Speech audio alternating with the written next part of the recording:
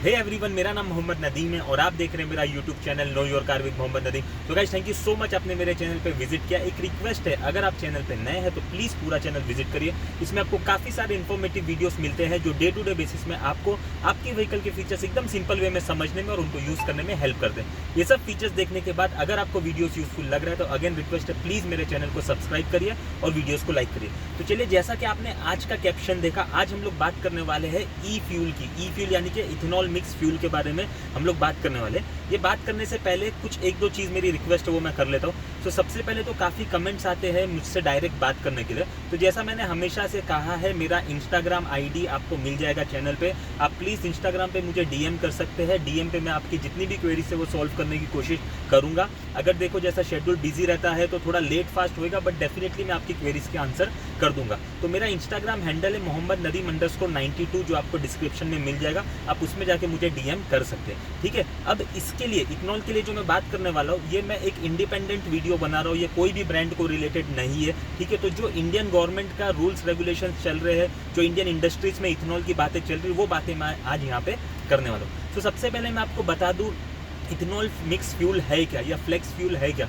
Flex का मतलब, flex निकल के आता है फ्लेक्सिबिलिटी से, तो फ्लेक्सिबल का मतलब होता है फ्लेक्सिबल फ्यूल है। और करंटली इंडियन गवर्नमेंट का जो रोड मैप है वो 2025 तक का इथेनॉल 25 का टारगेट है, ठीक है। तो ये साल हमने जो एक टारगेट अचीव किया है वो ये है कि हम ऑलरेडी E10 फ्यूल बेच रहे हैं इंडिया में। अब E10 फ्यूल क्या, मैं एकदम सिंपल में आपको बता देता हूँ। तो E10 का मतलब होता है इथेनॉल का 10% फ्यूल में और 90% जो फ्यूल बच गया है वो पेट्रोल है। अब करंटली इथेनॉल हम लोग सिर्फ पेट्रोल में मिक्स कर रहे हैं, डीजल में इसको मिक्स कर रहे हैं नहीं है। तो E10 का मतलब होता है कि इथेनॉल का 10% और 90% जो फ्यूल का हिस्सा हो जाता है वो आपका पेट्रोल हो जाता है। और अब जो इस साल से मतलब 2025 तक का हमारा टारगेट है वो है E25, यानी कि 25% of ethanol and 75% of petrol. तो अब जो इंडियन गवर्नमेंट ने 2-4 दिन पहले आपने न्यूज़ देखा होगा, मोदी जी ने खुद अनाउंस किया है कि हम लोग E20 की तरफ बढ़ रहे हैं। अब E20 जो फ्यूल है, यानी कि इथेनॉल का मिक्स 20% और 80% पेट्रोल का मिक्स,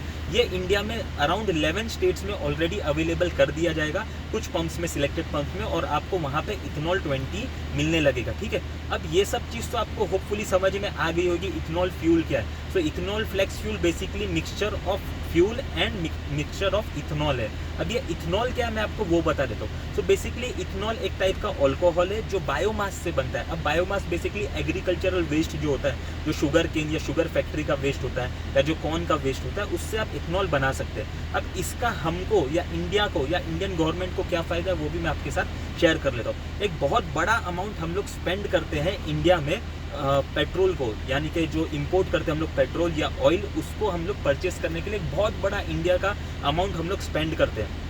तो अगर E20 भी, यानी कि हम लोग फिलहाल तो पेट्रोल का यूज़ ख़त्म कर नहीं पाएंगे, बट थोड़ा सा उसको एलिमिनेट कर सकते हैं। तो अगर 20% भी हमने इथेनॉल यूज़ किया तो यानी कि 20% फ्यूल हम कम इंपोर्ट करेंगे और उतना ज़्यादा इंडियन गवर्नमेंट की, यानी कि हमारी ही सेविंग होने वाली है। तो इससे फ़ायदा डेफिनेटली गवर्नमेंट को होएगा, इंडियन इकोनॉमी को होएगा, और इनडायरेक्टली आपको और मेरे को भी इसका फ़ायदा होगा, ठीक है। क्योंकि इथेनॉल हमारे इधर पे बहुत ईजी है प्रोडक्शन करने के लिए, क्योंकि India is land of agriculture, काफ़ी लोग इसमें एग्रीकल्चर करते हैं। तो इथेनॉल हमको प्रोड्यूस करने ज़्यादा इशू चैलेंजेस आएंगे नहीं, ठीक है। तो इथेनॉल फ्यूल क्या है आपको वो भी पता चल गया।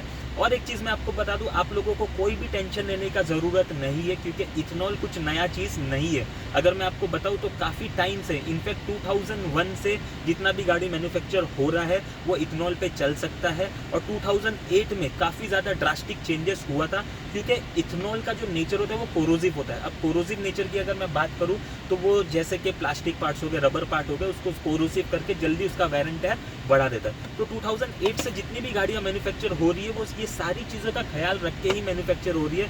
जो पेट्रोल पंप, पेट्रोल टैंक की आपकी लाइंस होती है प्लास्टिक वगैरह की, उसकी क्वालिटी को उस हिसाब से इम्प्रूव किया गया है। तो आपको एज अ यूज़र टेंशन लेने का ज़रूरत नहीं है। आप बहुत जूनी गाड़ी अगर आपकी होगी तो आपको एक टेंशन लेने की बात है। हाउएवर जितनी भी लेटेस्ट गाड़ी आ रही है इसमें आपको टेंशन लेने का ज़रूरत नहीं है।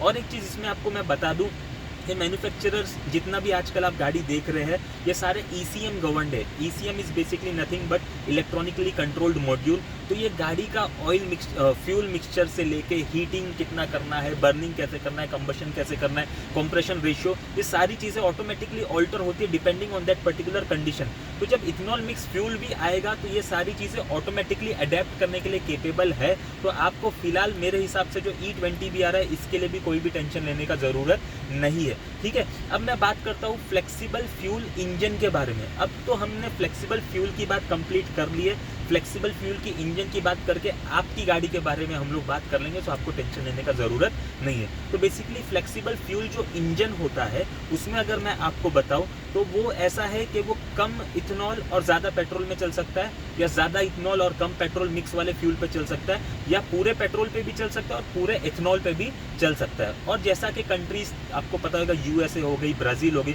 ब्राज़ील तो इनफैक्ट E100 यानी कि 100% इथेनॉल वाला गाड़ियाँ भी बेच रहे हैं। तो ऑटो मैन्युफैक्चरर पूरे वर्ल्ड में मौजूद होते हैं, आपको पता है ब्राज़ील में भी सारे मैन्युफैक्चरर अवेलेबल है, US में भी ज़्यादा से ज़्यादा सब मैन्युफैक्चरर अवेलेबल है। तो मैन्युफैक्चरर्स को भी एक जिस्ट है, एक आइडिया है इथेनॉल बेस्ड गाड़ियाँ कैसे बनानी है, इसमें क्या क्या चैलेंजेस आ सकते हैं, क्या क्या चैलेंजेस को कैसे सॉल्यूशन प्रोवाइड करना है। तो आपको frankly to be very honest कोई भी टेंशन लेने का ज़रूरत नहीं है। मैन्युफैक्चरर्स ऑटोमेटिकली ये सारी प्रिकॉशंस ले लेंगे, तो आपको एज अ यूज़र कुछ भी करने की ज़रूरत नहीं है। सो होप इथेनॉल वाले इंजन यानी कि फ्लेक्सिबल फ्यूल इंजन के भी आपको क्लैरिटी मिल गई, फ्लेक्सिबल फ्यूल की भी क्लैरिटी मिल गई।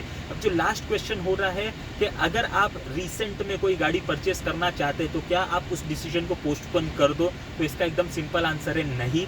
मतलब मैंने आपको बताया 2008 से काफ़ी ज़्यादा प्रिकॉशन ले चुके हैं, 2001 के बाद की गाड़ियाँ सारी की सारी फ्लेक्सिबल फ्यूल पे चल सकती है। हाँ, अभी परसेंटेज फ्लेक्सिबल फ्यूल का बढ़ रहा है, बट ये चीज़ जो है आपको आपका परचेसिंग डिसीजन रोकने के लिए कोई भी इसमें टेंशन लेने की ज़रूरत नहीं है। आप बिंदास जाके जो भी गाड़ी आपको परचेस करना है आप परचेस कर लीजिए, वो कंपैटिबल हो जाएगा। आपको एज अ यूज़र कोई भी इसमें इशू आने वाला नहीं है। जो आप करंटली गाड़ी भी यूज़ कर रहे हो उसमें भी आपको मेरे हिसाब से कोई भी टेंशन नहीं आएगा, या आप रिसेंटली कोई परचेस करेंगे या डाउन द लाइन 2, 3, 4, 5 साल भी परचेस करेंगे, तो मेरे हिसाब से इसमें आपको कोई भी टेंशन लेने का ज़रूरत नहीं है। तो होप मैंने फ्लेक्सिबल फ्यूल की सारी इन्फॉर्मेशन आप तक दे दी है। इसमें भी अगर आपको कोई भी डाउट है आप प्लीज़ कमेंट करिए, डेफिनेटली उसका भी मैं आंसर आपको कर दूंगा। Thank you so much.